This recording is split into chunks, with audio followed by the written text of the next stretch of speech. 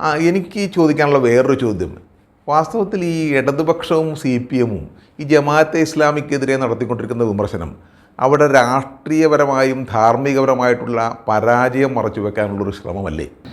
ഇന്ത്യയിലെ കമ്മ്യൂണിസ്റ്റ് പാർട്ടിക്ക്, പ്രത്യേകിച്ച് കേരളത്തിലെ കമ്മ്യൂണിസ്റ്റ് പാർട്ടി മറ്റൊരു കാലത്തും ഇല്ലാത്ത രീതിയിൽ ധാർമ്മികമായിട്ട് ചോദ്യം ചെയ്യപ്പെട്ടു കഴിഞ്ഞു. അതിൻ്റെ ഉള്ള ഒരു തരത്തിലുള്ള അവകാശവാദം അവർക്ക് ബൗദ്ധികമായിട്ട് അവകാശവാദം ഉന്നയിക്കാൻ പറ്റില്ല. അവർക്കൊരു ഉയർന്ന ജീവിതനിരയില്ല.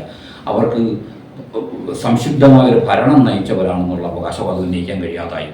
മാത്രമല്ല ആരോടും അവസരവാദം മാത്രമാണുള്ളത്. കാരണം ഇന്നലെ വരെയും ജമാഅത്തെ ഇസ്ലാമിയുമായിട്ട് ബന്ധപ്പെട്ടവരും അവരുടെ വോട്ട് മേടിച്ച് അധികാരത്തിൽ വരികയും അവരെ പുകഴ്ത്തുകയും ചെയ്തത് അവർക്ക് വോട്ട് കൊടുക്കാതായ ആ സമയം, അതായത് കോൺഗ്രസിൻ്റെ വേണ്ടി അഖിലേന്ത്യാ തലത്തിലുള്ള ഒരു മാറ്റത്തിൻ്റെ ഭാഗമായിട്ടാണ് അവർ വോട്ട് കൊടുക്കാൻ തുടങ്ങിയെന്നുള്ളതാണ് സത്യം. കോൺഗ്രസിന് വേണ്ടി, അല്ലാതെ ഇന്ത്യയിലെ മാറ്റങ്ങൾക്കനുസരിച്ച് മുസ്ലിങ്ങളുടെ അകത്ത് വന്ന മാറ്റം അനുസരിച്ച് പ്രവർത്തിച്ചതിൻ്റെ പേരിൽ അവർ ഇത്രയും കുറ്റപ്പെടുത്തുകയൊക്കെ ചെയ്യുന്നതിലൂടെ ഒരു ധാർമ്മിക ശക്തിയും കൂടി അല്ലാതായി മാറി. അതായത് ഇവർക്ക് പ്രതിദാനപരമായിട്ട്, പണ്ട് കമ്മ്യൂണിസത്തിൻ്റെ ഒരു പ്രത്യേകത അതിന് സർവ്വകർത്തൃത്വ പ്രതിദാന അവകാശമായിരുന്നു. എല്ലാവരെയും അതാണ് നയിക്കുന്നു എന്നുള്ളതായിരുന്നല്ലോ അവരുടെ സങ്കല്പം, നമ്മളെല്ലാം. അതുകൊണ്ടുള്ള മറ്റുള്ളവരൊന്നും മിണ്ടുകയും വേണ്ട, പറയുകയും വേണ്ട, ഞങ്ങൾ നയിച്ചിരിക്കും. ആ സ്ഥാനം പോയി. അതിന് കാരണം ധാർമ്മികമായിട്ടും പോയി, അവരുടെ ഭരണപരമായിട്ട് പോയ സമയത്ത് അവർക്ക് അവരുടെ കർത്തൃത്വം ഉള്ള കുഴപ്പങ്ങൾ മൂടി വെക്കേണ്ടി വരും. ഒന്ന്, എനിക്ക് തോന്നുന്നു കേരളത്തിൽ ഏറ്റവും കൂടുതൽ വോട്ട് കുറഞ്ഞിരിക്കുന്ന മുസ്ലിങ്ങളായിട്ട് വളരെ ചെറിയൊരു സംഘടനയാണ് ജമാഅത്തെ ഇസ്ലാമി. ഈ ജമാഅത്തെ ഇസ്ലാമിയുടെ വോട്ട് കോൺഗ്രസിന് പോകുന്നതിലൂടെ അല്ല, അടിസ്ഥാനപരമായിട്ട് ഹിന്ദുത്വ ശക്തികൾക്കിടയിൽ ഒന്ന് ഹിന്ദുത്വ വാദം, ഇവരുടെ പാർട്ടി അണികളിൽ ഹിന്ദുത്വവാദികൾ ഉണ്ടാകുകയും പാർട്ടി വോട്ടുകളാണ് കേരളത്തിൽ കൂടുതലായിട്ട് ഹിന്ദുത്വ ശക്തികൾക്ക് കിട്ടിക്കൊണ്ടിരിക്കുന്നത്. അതാണ് വലിയ പ്രശ്നം. അതായത് സംഘടനാപരമായിട്ട് വലിയ രീതിയിൽ കുഴപ്പങ്ങൾ ഇവരെ ബാധിച്ചിട്ടുണ്ട്. അത് അവർ അഡ്രസ്സ് ചെയ്യുന്നതിന് പകരം ഒരു അപർണ ചൂണ്ടിക്കാണിച്ചുകൊണ്ട് അക്രമപരമായിട്ട് ഭാഷാ യുക്തികൾ ഉപയോഗിക്കുന്നു. രണ്ടാമത്തെ കാര്യം, അവർക്ക് ഈ പറഞ്ഞ പോലെ അവരുടെ സംഘടനാപരമായ കുഴപ്പങ്ങൾ, ഭരണപരമായ കുഴപ്പങ്ങൾ പുറത്ത് കാണിക്കാതിരിക്കുക. രണ്ടാമത്തെ പ്രശ്നം, മുസ്ലിം വോട്ട് ഏറെക്കുറെ ഏകീകരിക്കപ്പെടുന്ന ഒരു ഘട്ടത്തിലും, അതായത് പണ്ട് വിഭജിച്ചുകൊണ്ട് മാർക്സിസ്റ്റ് പാർട്ടിക്ക് നല്ല അളവിൽ കിട്ടിയിരുന്ന വോട്ട്, കുറേയേറെ വോട്ടുകൾ ഈ അഖിലേന്ത്യാ തലത്തിലുള്ള കോൺഗ്രസിൻ്റെ മുന്നേറ്റത്തെ കോൺഗ്രസിന് വേണ്ടി ഒഴിക്കുന്ന രീതിയിൽ മുസ്ലിങ്ങൾക്ക് കോൺഗ്രസിലേക്ക് അനുകൂലം കാണിക്കുകയാണ്. ഈ അനുകൂലമാകുന്നതിലൂടെ ഒരുപാട് തരത്തിൽ മുസ്ലിം വോട്ടുകൾ ഏറെക്കുറെ ഇങ്ങനെ ഏകീകരിക്കപ്പെടുന്നുണ്ട്. മാത്രമല്ല ഇവർ പ്രതീക്ഷിക്കുന്ന രീതിയിലുള്ള പലതരത്തിലുള്ള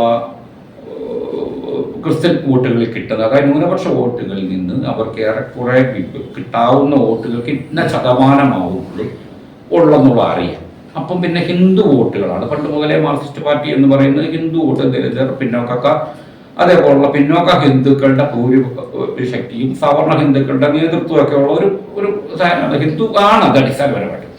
ഈ ഹൈന്ദവ സ്വഭാവമുള്ള ഒരു പാർട്ടിക്ക് ഈ ഭരണപരാജയവും സംഘടനാപരാജയവും രാഷ്ട്രീയമാണ് അവർക്ക് പറ്റിയ പരാജയം. രാഷ്ട്രീയം വളരെ ശക്തമായ രാഷ്ട്രീയ പരാജയമാണ് അവർക്ക് തിരഞ്ഞെടുപ്പിലൂടെ വന്നിരിക്കുന്നത്.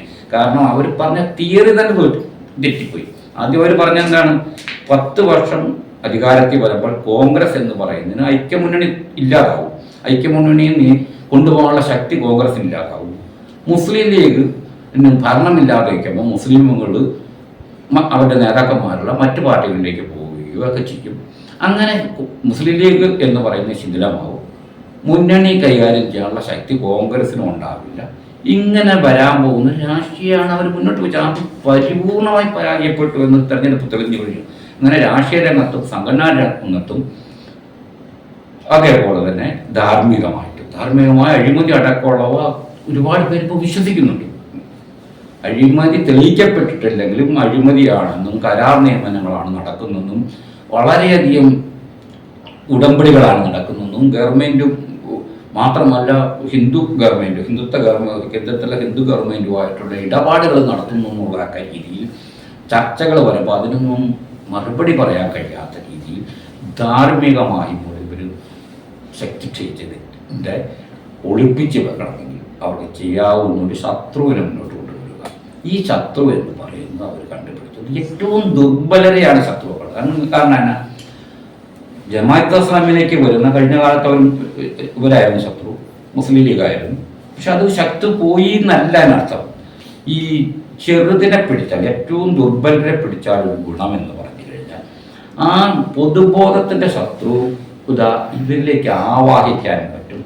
മാത്രമല്ല ഇത് മതസ്വഭാവമുള്ളതാണ്. കാരണം മതമാണല്ലോ, മൗദൂദി എന്ന് പറയുന്നത് കഴിഞ്ഞാൽ മതചിന്തകനാണ്, മതപ്രസ്ഥാനമാണ്, ന്യൂനപക്ഷ മതപ്രസ്ഥാനമാണ് ജമാഅത്തെ ഇസ്ലാം. അങ്ങനെ അവരുടെ സെക്കുലർ ആയിട്ടുള്ള അവരുടെ വെൽഫെയർ പാർട്ടിയെയും ജമാഅത്ത് അതുപോലത്തെ അവരുടെ പ്രവർത്തനങ്ങളെ ചോദ്യം ചെയ്യുന്നതിന് പകരം അവരുടെ മതസങ്കല്പത്തെ ചോദ്യം ചെയ്യുക.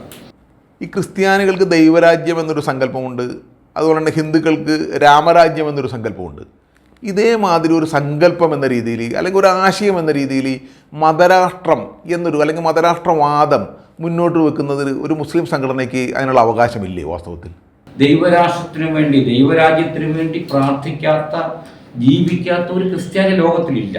ക്രിസ്ത്യാനിയാണെങ്കിൽ അതാണ് അർത്ഥം, അല്ലേ? അല്ലാതെ എന്ത് അർത്ഥമാണ് ക്രിസ്ത്യാനിക്ക് ഉള്ളത്? അതേപോലെ തന്നെ ഹിന്ദു എന്ന് പറയുന്നത് എന്താണ്? ഹിന്ദു എന്ന് പറയുന്നത് ഇന്ത്യയിലെ ഒരു പ്രത്യേകത കൊണ്ടും അതൊരു സെമറ്റിക് മതം പോലെയല്ല. അവർക്ക് ഒരുപാട് ദൈവങ്ങളുണ്ട്, ഒരുപാട് ഡിവിഷൻസ് ഉണ്ട്. അതിന് ഏകത്വ സ്വഭാവമില്ല, ഏക ദൈവമില്ല, ഏകമായ ഒരു ടെസ്റ്റ് ഇല്ലാത്തതുകൊണ്ട് തന്നെ. പക്ഷെ വിഭിന്നമായ ഹിന്ദുക്കളൊക്കെ വിഭിന്ന രീതിയിലുള്ള മോക്ഷം, എങ്കിൽ പോലും ഏറെക്കുറെ എല്ലാവരും മോക്ഷസങ്കല്പമുണ്ട്. മിക്കവാറും എല്ലാ ഹിന്ദു കർണകൾക്കും മോക്ഷസങ്കല്പമുണ്ട്.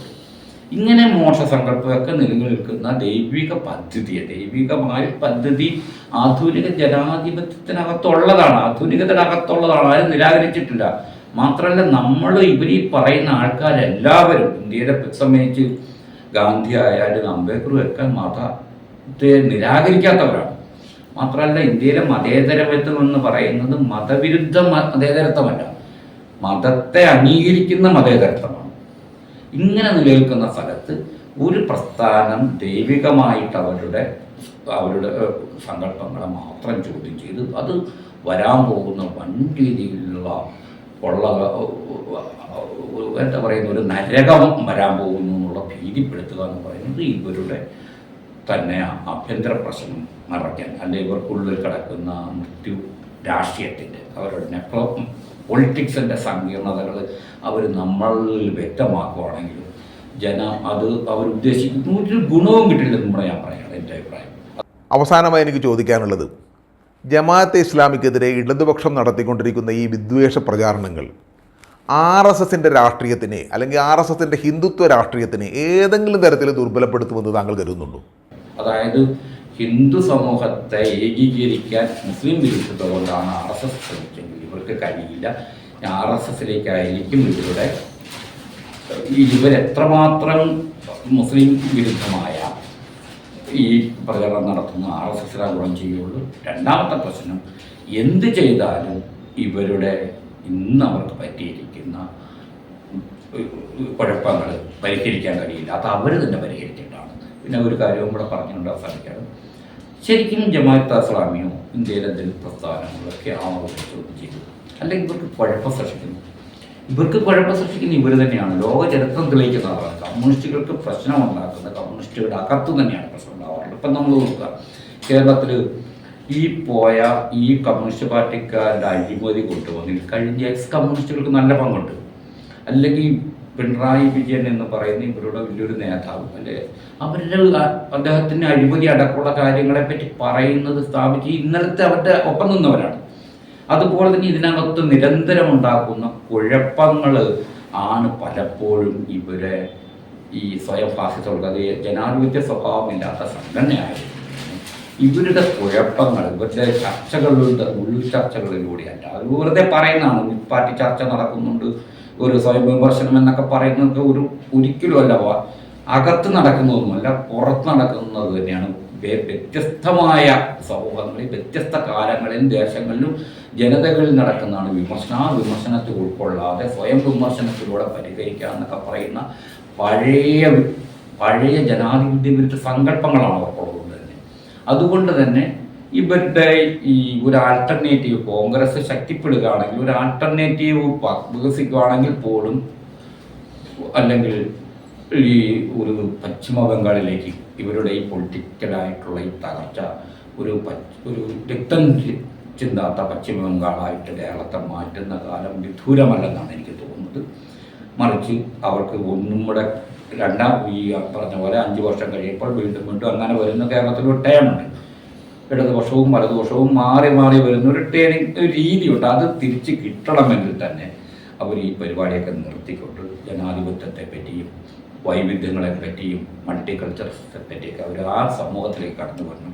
ഇപ്പം അവരുടെ നേതാക്കന്മാരും ബുദ്ധിജീവികളും അണികളും ഒരു 50 വർഷം പുറകിൽ നിന്നുകൊണ്ട് സമൂഹത്തെ തിരിച്ച് വെല്ലുവിളിക്കാൻ അവർ ചെയ്തു. ഇവിടെയൊന്നും ജമാഅത്ത് ഇസ്ലാമിക്കെതിരെ ആ വെല്ലുവിളിക്കപ്പുറത്തേക്ക്, അതായത് അവർ എല്ലാത്തിനെയും വെല്ലുവിളിച്ചിട്ടുണ്ട്. നിങ്ങൾ വിചാരിച്ചു നോക്കും, മാർക്സിസ്റ്റ് പാർട്ടിയുടെ ചരിത്രം തന്നെ എന്ന് പറയുന്നത് എല്ലാ തരത്തിലുള്ള പുരോഗമന നവജനാധിപത്യ സങ്കല്പങ്ങളെ അവർ ചോദ്യം ചെയ്തിട്ടുണ്ട്. ഈ അമൽ പ്രസ്ഥാനത്തെ അടിച്ചൊതുക്കുകയായിരുന്നു അവർ ഏറെക്കുറെ ചെയ്തത്, അല്ലാതെ ഈ ആശയപരമായി തോപ്പിച്ചൊന്നുമല്ല അവർ. അതുപോലെ തന്നെ ഇവിടെ നിന്ന പരിസ്ഥിതിവാദങ്ങൾക്കെതിരെ എന്തിനെതിരെ അവർ നിൽക്കാത്തുള്ളത്, മുസ്ലിം സംഘടന ദളിത് അങ്ങനെ ആധുനിക ജനാധിപത്യത്തിൻ്റെയും വൈവിധ്യങ്ങളുടെയും മൾട്ടികൾച്ചറിസത്തിൻ്റെയും സ്ഥാനങ്ങളോട് പുതിയ തരത്തിലുള്ള ജനവിഭാഗങ്ങൾ ജനാധിപത്യത്തെ പുതുക്കുന്നതിനോട് ശത്രുത കാണിക്കുന്നു എന്നുള്ളതാണ് ഇവർ കാണിക്കുന്നത്. വേറൊരു കാര്യം എന്ന് പറഞ്ഞാൽ എങ്കിൽ പോലും ഇത് പഴയ രീതിയിൽ ഇപ്പോൾ മാർക്സിസ്റ്റ് പാർട്ടി ഒരു ഏകീകൃത സ്വഭാവത്തിൽ നിലനിൽക്കുന്നില്ല. അതിൻ്റെ അടിത്തട്ടിൽ തന്നെ ഒരു ആന്തരിക വിഭജനങ്ങൾ നടന്നിട്ടുണ്ടെന്നുള്ളതായിട്ടുണ്ട്. അതുകൊണ്ട് തന്നെ ഏകപക്ഷീയമായിട്ട് അവർക്ക് ആരെയും കോർണർ ചെയ്ത് ഇനി പോകാൻ കഴിയില്ല. ആ കാലം കഴിഞ്ഞു പോയി. ഇനി സമൂഹം വൈവിധ്യങ്ങളിലേക്ക് ഒക്കെ കടന്നു വരുന്ന ഘട്ടത്തിൽ ഇവരാണ് സ്വയം പരിഷ്കരിക്കേണ്ടത് എന്നുള്ളതാണ്